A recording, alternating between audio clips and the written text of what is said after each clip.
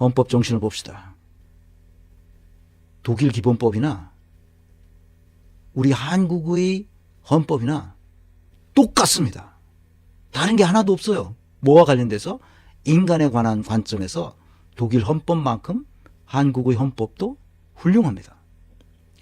독일은 조문이 1조 1항으로 되어 있다는 것, 1조 1항이 압도적이라는 것, 이 지구상에서 이런 조문을 가지고 있는 헌법이 없다는 점, 그것만이 좀 독특해요. 그러나 우리 헌법도 10조 1항, 34조 1항, 35조 1항을 보면 독일 기본법의 1조 1항과 다를 것이 없어요. 똑같습니다. 2조 1항도 독일 헌법의 2조 1항도 우리 헌법에 다 들어가 있어요. 어떻게 들어가 있냐 봅시다. 독일 헌법 1조 1항, 이 1조 1항이 굉장히 중요하죠. 사실 나머지 조문들을 다 가이드를 해주는 조문이죠. 우리도 1조 1항이 어떻게 돼 있어요? 대한민국은 공화국이다. 민주공화국이다. 대한민국의 주권은 국민에게 있고 모든 권력은 국민으로부터 나온다. 1조 1항, 2항이 그렇게 돼 있습니다. 옛날 바이마르 공화국 때 그 독일 제국 헌법 1조가 그렇게 돼 있어요. 1조 1항이. 자, 1조 1항을 읽어봅시다. 인간의 존엄성 건드릴 수 없다. 이것을 존중하고 보호하는 것은 모든 국가 권력의 의무다. 국가 권력은 Staatsgewalt, Gewalt라는 건 강제력을 말하는 겁니다. 그래서 여기는 권력이라고 번역했지만 국가의 권력 또는 국가의 강제력, 국가만이 강제력을 갖습니다. 나머지는 강제력을 가지면 안 돼요. 그래서 개인 대 개인은 안가품하거나 보복하거나 이렇게 원수 갚는 일을 해서는 안 됩니다. 그래서 모든 그런 강제력은 국가만이 하게 돼 있어요. 그래서 모든 국가 권력은 인간의 존엄성을 존중하고 보호해야만 하는 거예요. 그것이 국가의 의무예요. 2조 1항, 독일 기본법 2조 1항, 모든 사람은 다른 사람의 권리를 침해하지 않고 헌법적 질서나 관습법을 위반하지 않는 한 자기 자신의 인격을 자유롭게 표출할 권리를 갖는다. 뭐 당연하죠. 대한민국 헌법을 봅시다. 10조 1항, 모든 국민은 인간으로서의 존엄과 가치를 가지며 행복을 추구할 권리를 갖는다. 그 권리를 행사하지 못하는 사람이 약 우리나라에 수백만 명이 있습니다. 거의 요즘은 한 1000만 명 가까이 가지 않을까 그런 생각을 합니다. 미래가 불안하고 내가 이렇게 살다가 어떻게 제대로 밥 세 끼도 못 먹지 않을까 이런 걸 걱정해야 됩니다. 34조 1항은 10조 1항 가지고 조금 이 헌법을 만든 사람들이 좀 불편한 모양이야. 그거 가지고 좀 부족하다고 느끼는 모양이야. 그래서 34조 1항에는 모든 국민은 아름다운 인간다운 생활을 할 권리를 갖는다. 이렇게 또 못 박아놨어요. 이거 가지고도 좀 캥겼던 모양이야. 헌법을 만드신 분들이 35조 1항에 또 같은 얘기를 또 하고 있어요. 모든 국민은 건강하고 쾌적한 환경에서 생활할 권리를 가지며 어쩌고 저쩌고 했어요.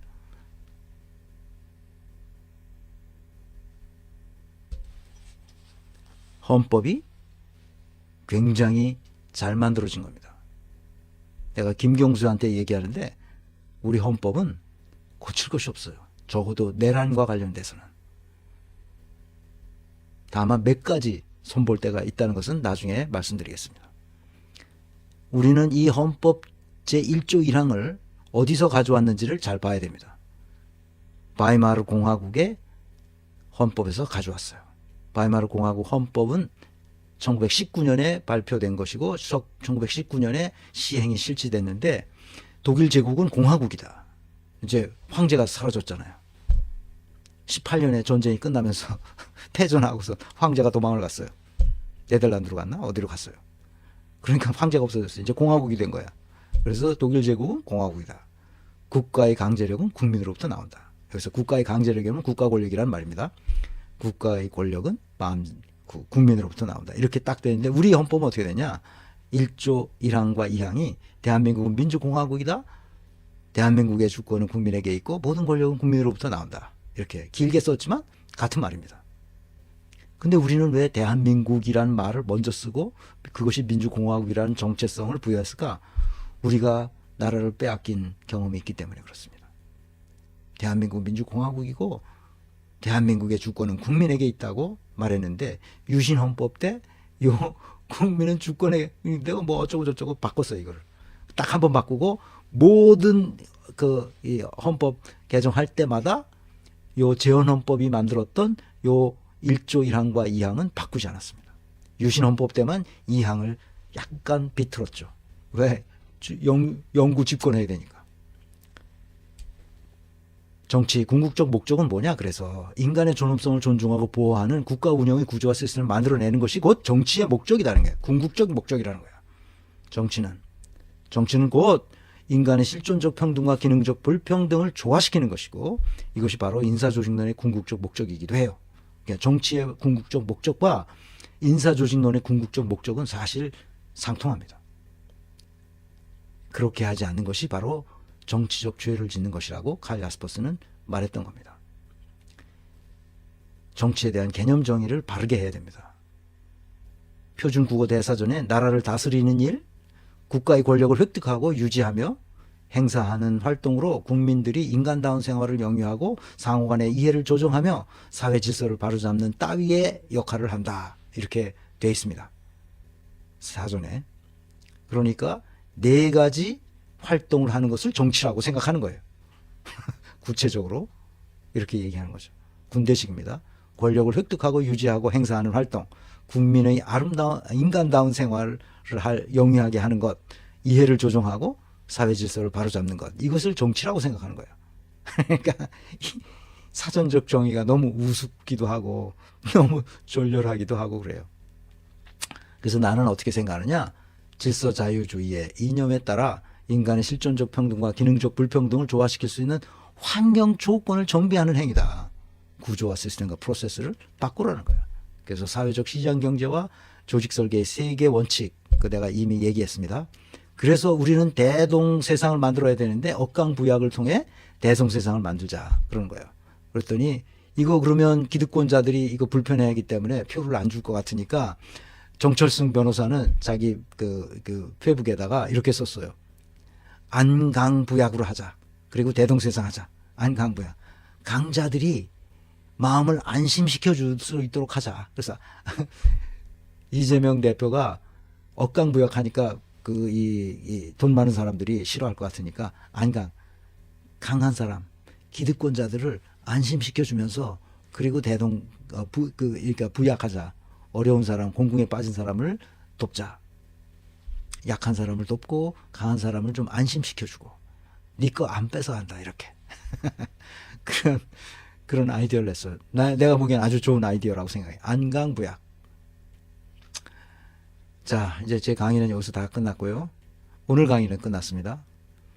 건강한 민주주의 네트워크 여러분들에게 조금 예전에 했던 건데 다시 한번 얘기하겠습니다.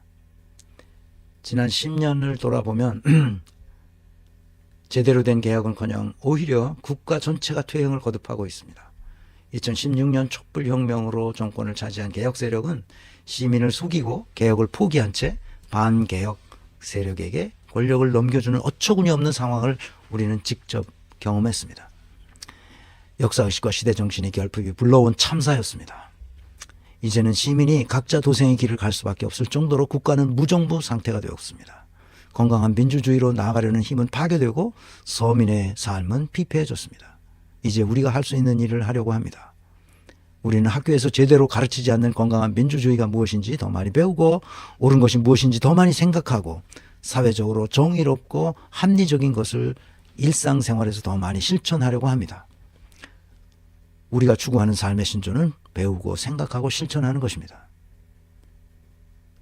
우리는 일상적인 생활 세계에서 다음과 같은 구조와 시스템이 실현되도록 노력하며 특히 정치권과 공공 분야에 속한 사람들이 건강한 민주주의 방식에 따라 조직을 운영하도록 동기부여할 것입니다. 첫 번째는 탈중앙화, 분권화, 분산화 이런 것들을 해야 된다는 거예요. 분권화, 자율성 네트워크. 제가 이걸 강조하잖아요. 그러니까 두 번째는 탈중앙화, 분권화, 분산화된 권력과 자원을 활용하는 담당자에게 자율성을 부여하고 독립된 자율적 주체로서 활동하는 개인들 간의 건강한 네트워크를 형성하도록 만드는 것입니다. 우리는 분권화된 자율적인 네트워크 조직, 다노 조직이죠. 다노 경영의 핵심인 직무설계 모형과 직무설계 모형은 지금 쓰고 있으니까 이제 뭐 언젠가 나오겠죠. 성취예측 모형의 작동 원리를 충분히 학습하여 실생활에서 활용함으로써 우리의 삶을 더 풍요롭게 만들어 갈 것입니다. 운영 원리는 공정성, 투명성, 개방성을 따릅니다. 우리는 이 운영 원리가 잘 작동하도록 인구의 대략 1%인 50만 명의 회원이 되면 네트워크상의 합의제로 전환합니다. 그 전까지는 제가 다 이렇게 손봐줘야 됩니다. 그래서 빨리 하여튼 10,000명만 돼도 좀 이게 우리 창립총회를 해서 제대로 제가 없이도 돌아갈 수 있도록 하려고 합니다. 이제 저도 손을 빨리 띄어야 되니까 이거 언제까지 이걸 계속 하겠어요.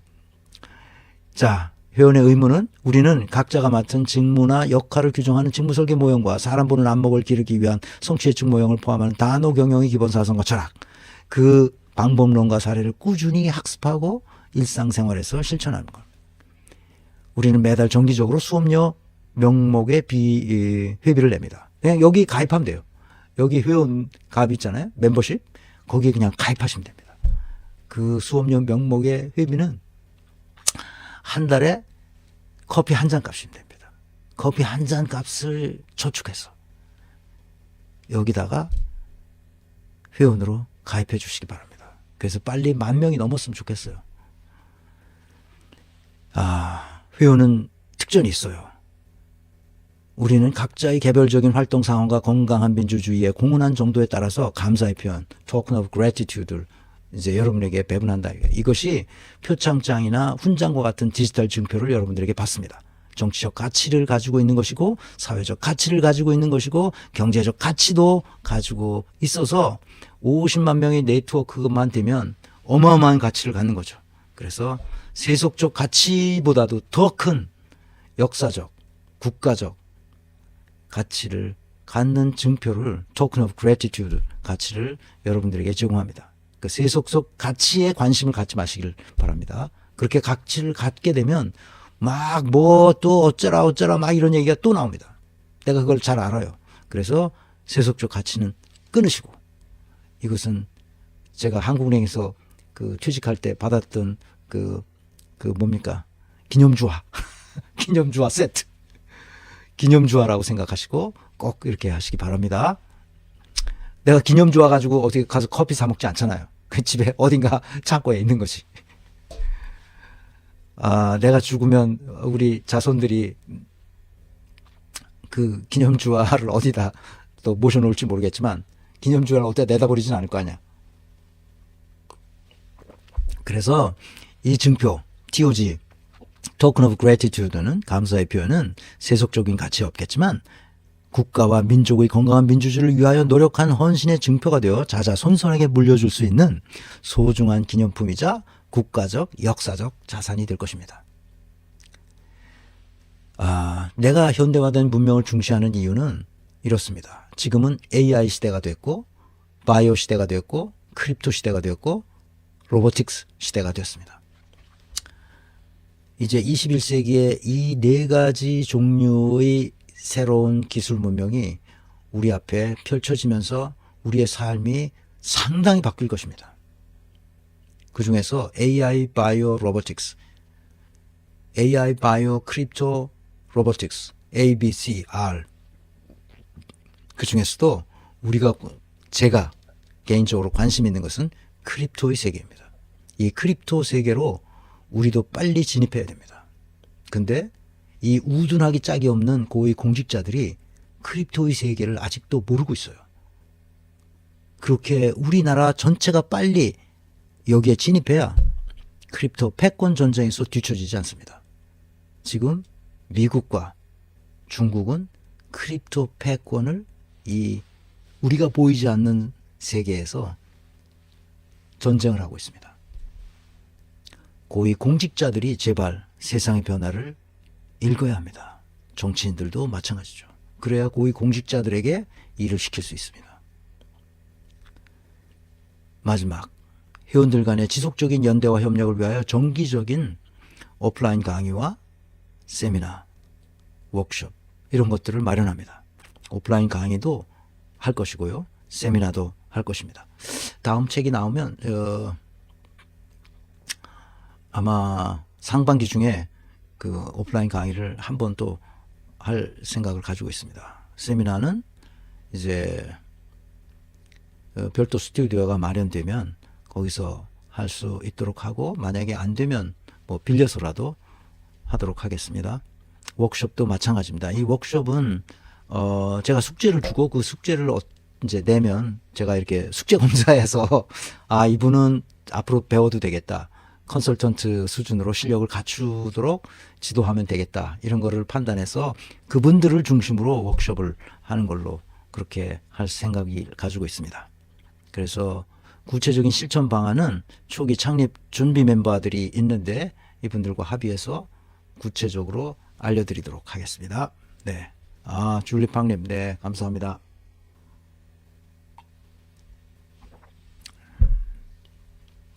자, 늘 얘기했던 더 많이 배웁시다. 더 많이 생각하고, 오늘 강력하게 얘기한 것은 민주주의와 그 적들, 그 적이 누굽니까? 검찰과 또 이 육사,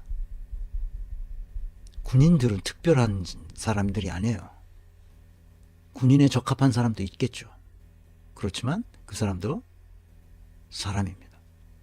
사람은 사람일 뿐이지 휴머노이드, 로봇을 만들 수 없습니다.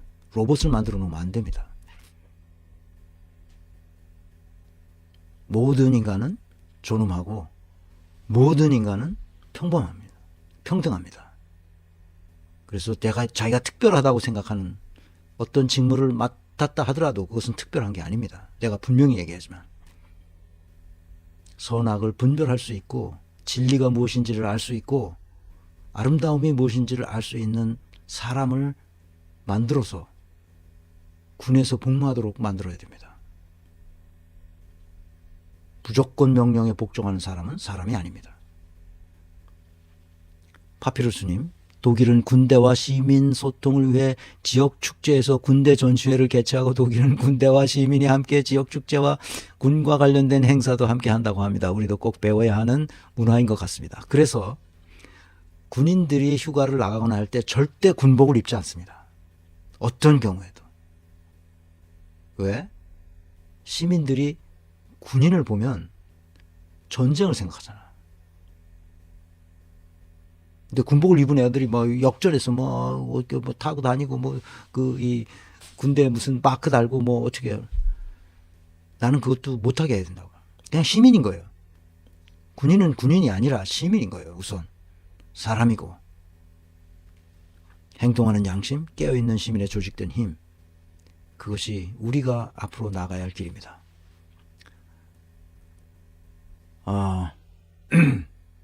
아이고 49분이 됐네. 아이고 1시간 내에 못 끝내 이거 참. 자, 2편. 다음번에는 헌법 애국주의에 이어서 헌법재판소와 헌법보호청 같은 게 독일에 있는데